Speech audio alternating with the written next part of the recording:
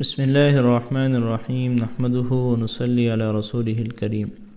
مسلمانوں کی حبشہ کی ہجرت اور شعب ابی طالب میں قید ہونا۔ مسلمانوں کو ان کے سردار فخر دو عالم صلی اللہ علیہ وسلم کو جب کفار سے تکالیف پہنچتی ہی رہیں اور آئے دن ان میں بجائے کمی کے اضافہ ہی ہوتا رہا، تو حضور صلی اللہ علیہ وسلم نے صحابہ رضی اللہ عنہم کو اس کی اجازت فرما دی کہ وہ یہاں سے کسی دوسری جگہ چلے جائیں، تو بہت سے حضرات نے حبشہ کی ہجرت فرمائی۔ حبشہ کے بادشاہ اگرچہ نصرانی تھے اور اس وقت تک مسلمان نہ ہوئے تھے، مگر ان کے رحم دل اور منصف مزاج ہونے کی شہرت تھی۔ چنانچہ نبوت کے 5ویں برس جب رجب کے مہینے میں پہلی جماعت کے 11 یا 12 مرد اور 4 یا 5 عورتوں نے حبشہ کی طرف ہجرت کی۔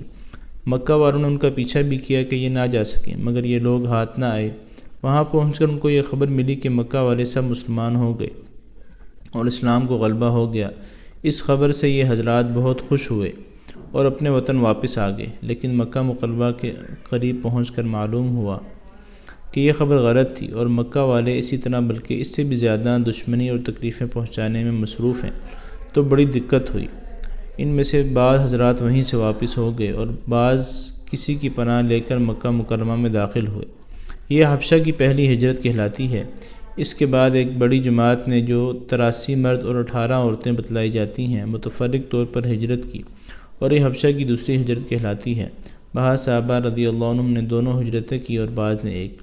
کفار نے جب یہ دیکھا کہ یہ لوگ حبشہ میں چین کی زندگی بسر کرنے لگے تو ان کو اور بھی غصہ آیا اور بہت سے تحفے تحائف لے کر نجاشی شاہ حبشہ کے پاس ایک وفد بھیجا، جو بادشاہ کے لیے بھی بہت سے تحفے لے کر گیا اور ان کے خواص اور پادریوں کے لیے بھی بہت سے ہدیے لے کر گیا۔ جا کر اول حکام اور پادریوں سے ملا اور ہدیے دے کر ان سے بادشاہ کے یہاں اپنی سفارش کا وعدہ لیا، اور پھر بادشاہ کی خدمت میں یہ وفد حاضر ہوا۔ اول بادشاہ کو سجدہ کیا اور پھر تحفے پیش کر کے اپنی درخواست پیش کی، اور رشوت خور حکام نے تائید کی۔ انہوں نے کہا کہ اے بادشاہ، ہماری قوم کے چند بے وقوف لڑکے اپنے قدیمی دین کو چھوڑ کر ایک نئے دین میں داخل ہو گئے، جس کو نہ ہم جانتے ہیں نہ آپ جانتے ہیں، اور آپ کے ملک میں آ کر رہنے لگے۔ ہم کو شرفائے مکہ نے اور ان لوگوں کے باپ، چچا اور رشتہ داروں نے بھیجا ہے کہ ان کو واپس لائیں، آپ ان کو ہمارے سپرد کر دیں۔ بادشاہ نے کہا کہ جن لوگوں نے میری پناہ پکڑی ہے بغیر تحقیق ان کو حوالے نہیں کر سکتا۔ اول ان سے بلا کر تحقیق کر لوں، اگر صحیح ہوا تو حوالے کر دوں گا۔ چنانچہ مسلمانوں کو بلایا گیا۔ مسلمان اول تو بہت پریشان ہوئے کہ کیا کریں، مگر اللہ کے فضل نے مدد کی اور ہمت سے یہ طے کیا کہ چلنا چاہیے اور صاف بات کہنا چاہیے۔ بادشاہ کے یہاں پہنچ کر سلام کیا۔ کسی نے اعتراض کیا کہ تم نے بادشاہ کو آداب شاہی کے موافق سجدہ نہیں کیا۔ ان لوگوں نے کہا کہ ہم کو ہمارے نبی اور اللہ کے رسول اور ہمارے نبی نے اللہ کے سوا کسی کو سجدہ کرنے کی اجازت نہیں دی۔ اس کے بعد بادشاہ نے ان سے حالات دریافت کیے۔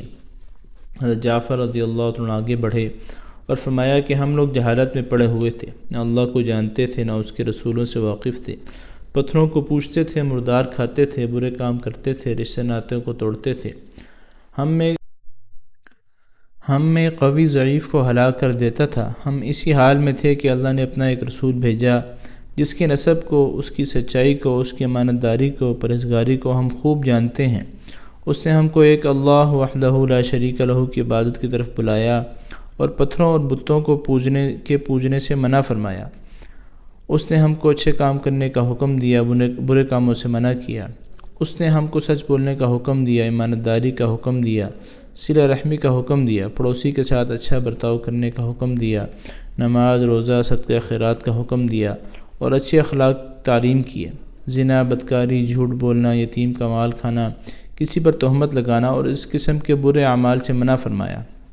ہم کو قرآن پاک کی تعلیم دی، ہم اس پر ایمان لائے اور اس کے فرمان کی تعمیل کی، جس پر ہماری قوم ہماری دشمن ہو گئی اور ہم کو ہر طرح ستایا۔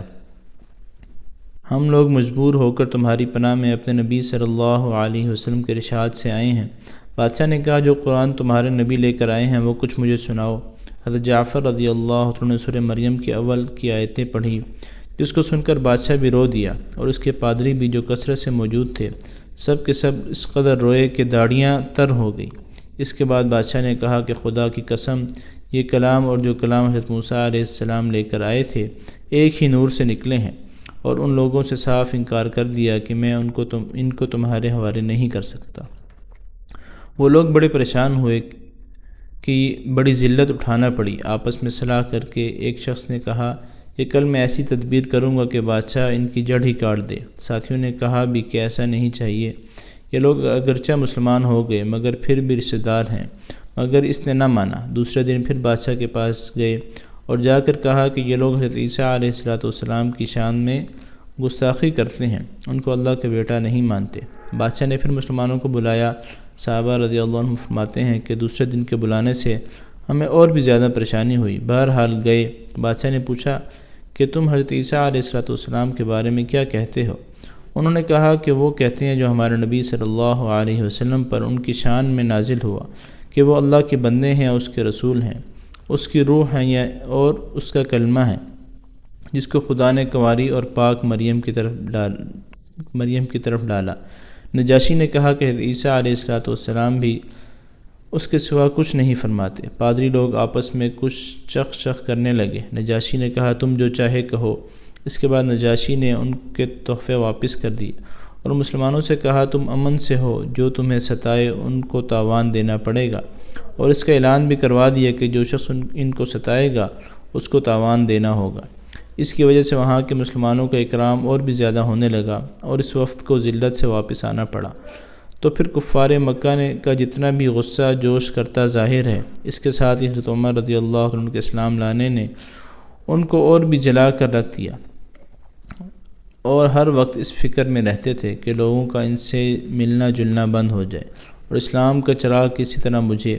اس لیے سرداران مکہ کی ایک بڑی جماعت نے آپس میں مشورہ کیا کہ اب کھلا محمد صلی اللہ علیہ وسلم کو قتل کر دیا جائے، لیکن قتل کر دینا بھی آسان کام نہ تھا، اس لیے کہ بنو ہاشم بھی بڑے جتھے اور اونچے طبقے کے لوگ شمار ہوتے تھے۔ وہ اگرچہ اکثر مسلمان نہیں ہوئے تھے، لیکن جو مسلمان نہیں تھے وہ بھی حضور صلی اللہ علیہ وسلم کے قتل ہو جانے پر آمادہ نہیں تھے۔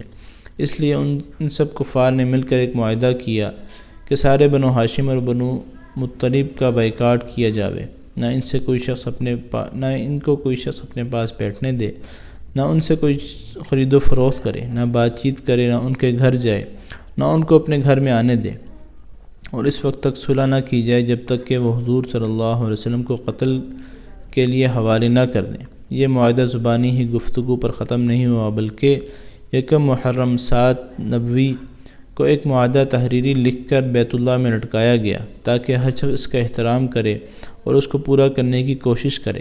اور اس معاہدے کی وجہ سے 3 برس تک یہ سب حضرات 2 پہاڑوں کے درمیان ایک گھاٹی میں نظر بند رہے کہ نہ کوئی ان سے مل سکتا تھا، نہ یہ کسی سے مل سکتے تھے، نہ مکہ کے کسی آدمی سے کوئی چیز خرید سکتے تھے، نہ باہر سے آنے والے کسی تاجر سے مل سکتے تھے۔ اگر کوئی شخص باہر نکلتا تو پیٹا جاتا اور کسی ضرورت کا اظہار کرتا تو صاف جواب پاتا۔ معمولی سا سامان غلہ وغیرہ جو ان لوگوں کے پاس تھا وہ کہاں تک کام دیتا۔ آخر فاقوں پر فاقے گزرنے لگے اور عورتیں اور بچے بھوک سے بیتاب ہو کر روتے اور چلاتے، اور ان کے اعزاء اپنی بھوک اور تکالیف سے زیادہ ان بچوں کی تکالیف ستاتی۔ آخر 3 برس کے بعد اللہ کے فضل سے وہ صحیفہ دیمک کی نظر ہوا اور ان حضرات کی یہ مصیبت دور ہوئی۔